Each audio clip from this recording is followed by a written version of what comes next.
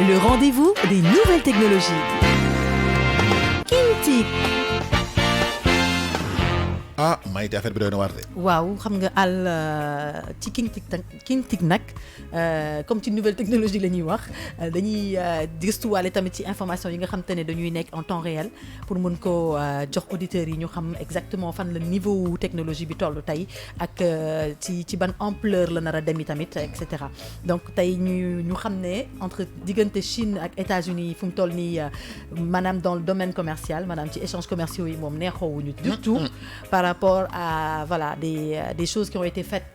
par la Chine sur augmentation ou prix yi par rapport ak produits américains yi nga xamante ne voilà day jaar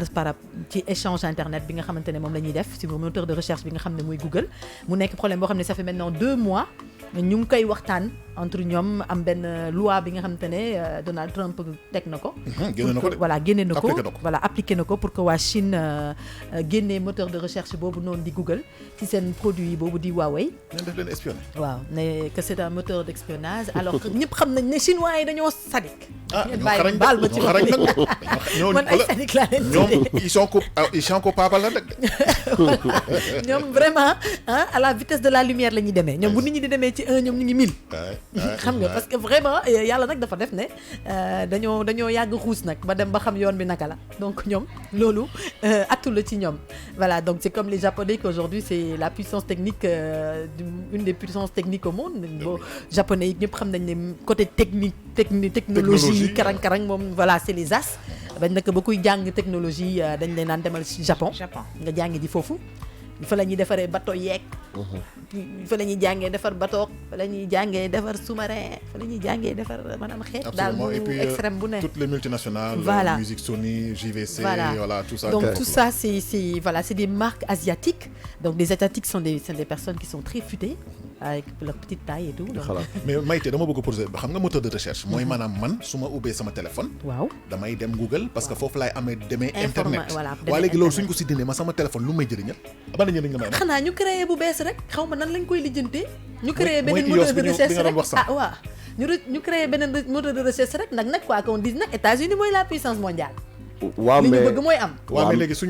man sama téléphone. pendant temps boobu bon ça veut dire que bon disons que Huawei 3 mois yi mu am sursis. waaw dina développer benn moteur de recherche. c'est sûr que am nañ si ils sont obligés de le faire parce que bu ñu ko defulee du ñu jaarati par Google.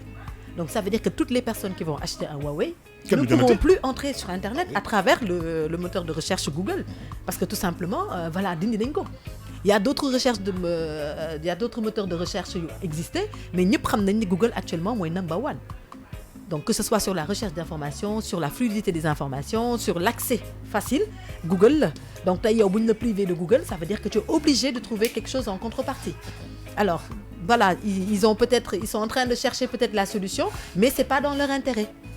parce que tey jii nii commercialement parlant sax c'est un impact tey imagine-toi bu ñu génnee Google c'est un atout commercial boo xamante ne ça peut faire que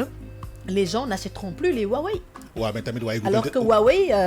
actuellement depuis l'année dernière Huawei est passé presque number 1 des marques les plus vendues au monde même le système sans fil mais voilà. léegi mais est-ce que tamit Google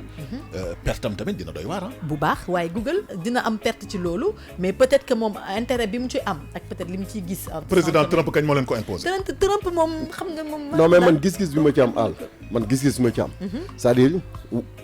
liñ ñu won nii mooy face visible bi bu iceberg bi mais en réalité du loolu xam nga problème bi xeexu lan la xeexu Apple qui est américain ak Huawei nekk ci kaw Apple actuellement parce que quoi qu'on puisse dire Huawei mi ngi moo positionné numéro 1 ci vente yi ak ci affaire yu bëri donc américains yi ñëpp xam nañ ne c'est Apple numéro 3 waaw c'est des capitalistes ñëpp xam nañu Apple c'est des américains c'est des capitalistes. Pourquoi Apple numéro 3 parce que Huawei daf leen sonal ba pay beneen kii bi aussi boo su aal bi tam dafa ñëw. di leen indi problème léegi boo seetloo benn affaire Samsung wax ko. waaw non bon gannaaw damay ba ñu woo ma ko seen Huawei ba pare di wax Apple waxal Samsung rek Huawei li tax ñu wax ko c'est parce que dafa am coow. mais kii amul coow moo tax duñ ko wax. waaw léegi kii nii boo seetloo benn affaire moom. ci téléphone yu bees yi nga xam ne mooy yu bees yi ñoom ñëpp dañu copier ku mag ki keneen ki ku njëkk ki. dañ ko copier donc ñoom bi ñu demee ba gis ne ñu ngi leen di copier ak yëpp donc ñu ne loolu nañ ko dindi donc ñoom ñoo moom Google xam nga. léegi ñu ne nañ leen tëj mais comme asiatique yi dañu xarañ man maa la wax ne la fii ak ñuy dem du yàgg dara. dinañ créer beneen moteur de recherche bu gën a garaaw Google. waaw en fait mën nañ ko def mais je pense pas que ni nag loolu dina yomb. ah ouais, hein? damay rajouter juste benn affaire si Seydina lu mu wax c'est-à-dire que historiquement ressources humaines Asie xam nga soo seetloo depuis 1960 ba jëm fii voilà dafa les asiatiques vraiment dañu jóge ci ay guerres yu métti ak États-Unis waaw ñu développe ñu ne dañu réussir en fait positionné wu si wàllum technologie elle en parlait tout à l'heure mooy affaire au Japon chinois ils ont misé sur la main d'œuvre pour être autonome sur le plan de l'agriculture de la technologie et de la main d'œuvre pour affaire u BTP ak yooyu États-Unis ak Chine moo suñu neexoo ak asiatique léegi fondamentalement xam nga lan la kii wax Trump dafa ne ci campagne am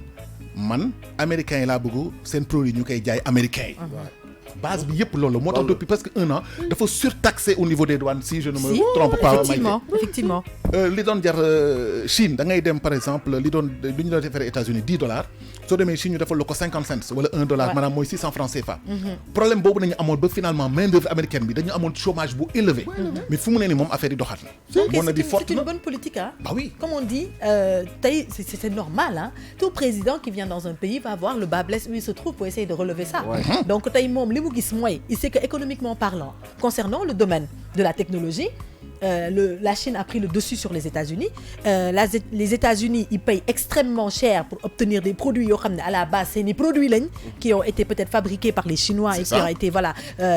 conçus par les Chinois après ñoom derrière ils se retrouvent à payer plus cher que les Chinois alors loolu forcément da nga gis sa bopp day am répercussion voilà économique parce que la technologie quoi qu'on dit on est à l'ère de l'avancement donc l'avancement rime avec les finances donc su fekkee da nga avancer technologiquement pour avoir un revenu supplémentaire derrière financièrement et que yow tu te rends compte que ne tu es excusez-moi du terme baisé par un autre astafurlah voilà donc mooy terme bi rek xam nga donc loolu loolu forcément pour un président comme Trump je dirais hein, pour un président comme Trump faut bien préciser hein ce ne serait pas peut-être tous les présidents qui auront cet état d'esprit-là et qui vont peut-être chercher la solution autrement pour régler le problème. Mais pour un président comme Trump, c'est quelqu'un qui va trouver une solution drastique. Ça dit Trump, xam nga la mooy problème Trump. C'est pas un politicien. problème de Trump c'est un homme d'affaires. problème de c'est un homme d'affaires moom businessman la. moom businessman la c'est-à-dire moom yoon bu mu xalaat ne bu ko defee bul fàttali Trump c'est un milliardaire. dafa am ay business am yuy dox. il fait partie des milliardaires américains. donc kon moom xam na yoon bi. donc loolu lay ñëw imposer indi ko ci dëkk bi. la preuve tey boo demee États-Unis mais chômage bi wàññeeku na mais dëkk baa ngi dox ni ñaan la preuve da koy wax ci dollar bi day yéeg. pourtant dollar bi moom day yéeg c'est pas un politicien. pourtant gars yi li ñu ko mën a bañ moom nee na l'Amérique aux Américains moom loolu la quoi c'est-à-dire que ça soit les produits et tout. donc ci xeex boobu nekk mais nag day xeex ak gars yoo xam ne aussi ay mbërëntaan lañ. dañoo am doole dañoo am doole parce que n'oublie pas que Asie c'est des milliards de personnes. Asie nekkuñu ay États-Unis certes ils sont 52 ou je sais pas combien d'États. mais waaw mais Asie c'est des milliards. non en fait li gën a am solo mooy Asie da ngay am produit bas de gamme ba haut de gamme ça veut dire que sa poche fu mu toll dañ la koy defaral. secondo dañu investir ci dëkk yu bëri ñun par exemple Chine ñaata milliards la ñu may chaque année. pour que ñu jox ko ay hectares pour mu def ay nekk ci agriculture wala implanter fi ay société automobile Great Wall par exemple pour ne pas faire la pub avec pour Serigne Mboup d'ailleurs nous souhaitons un heureux ménage il y a tellement dañu Chinatown am na États-Unis est-ce que comprendre nga fi may waxee c'est-à-dire que la monnaie yuan bi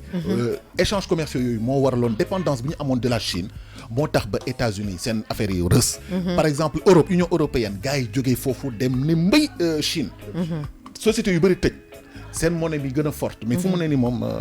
mais bon pour en revenir au moteur de recherche Google. De toutes les façons moi je me dis qu'aujourd'hui les États-Unis ils ont toujours adopté une politique très claire ah mooy ñoom déjà seen par exemple dans la marque Apple. C'est un produit boo xamante ne c'est l'un des produits qui est fabriqué par les qui est fabriqué par les Chinois mais qui est conception beeg rassemblage beeg ñoom seen yëpp américains yi ñoo koy def pour protéger leurs produits effectivement pour bañ parce que xam nañ ñan ñooy Chinois yi donc pour bañ sa contrefaçon di am wala ñu koy reproduire ak ñoom seen ils ont su déjà côté boobu nan la ñuy canaliser seen produit pour mën a valoriser ko encore plus et que mu bañ a am derrière cette différence dont on était en train de parler de Huawei aux autres téléphones etc. qui existent mais tey li tax tamit américains yi tiit c'est que Huawei c'est leur marque et Huawei a à peu près les mêmes fonctionnalités que celles de à peu près leur... plus voilà ou plus donc tey xam nga loolu c'est tout à fait logique que ñoom ñu ne ñoom comme ñoom effort bi ñu jotoon a def yëpp pour bañ chinois yi copier leen tey copier nañ leen ba romb raw gàddu gi ba tey jii nii sax ñu ëppale leen tey monnaie ci kii bi mais da ngay gis boo amee benn téléphone Huawei am nga expérience bi man amoon naa ko mais booy wër téléphone bu neex ba ñëw ci boobu jëlal pour te dire pour ne pas faire de pub. Et pourtant c'est un téléphone qui avait pris de l'envol à un moment et qui s'est écrasé. Qui a été écrasé par Apple si boppam. écrasé woon na ko fa ay temps mu jékki-jékki nag dafa rebondissement bu extraordinaire. te Huawei en fait ñoom ñooy leader mondial si lépp luy sans fil mooy seen les Bluetooth les clés internet là internet yi waaw les clés internet ñoom ñooy leader mondial et puis surtout américains yi ils se faisaient General Motors les 4x4 et autres les asiatiques sont venus avec Hyundai et ont concurrencé les japonais ça veut dire que ce sont les rois de la copie et de la copie mais vraiment parfaite original voilà donc affaire bi loolu la 8h49 donc teg daal tey moom ci mbirum ñaari dëkk yooyu doon daal nga xam ne ñooñu moom ci gàttal ñaari dëkk yooyu moom vraiment c'est les puissances mondiales actuellement looy tëjee Maïté donc di wax rek ni que la nouvelle technologie ça nous apporte toujours du nouveau on a toujours des actualités à temps réel qu'on partage avec vous tout en sachant que voilà si vous avez aussi des informations à nous donner vous pouvez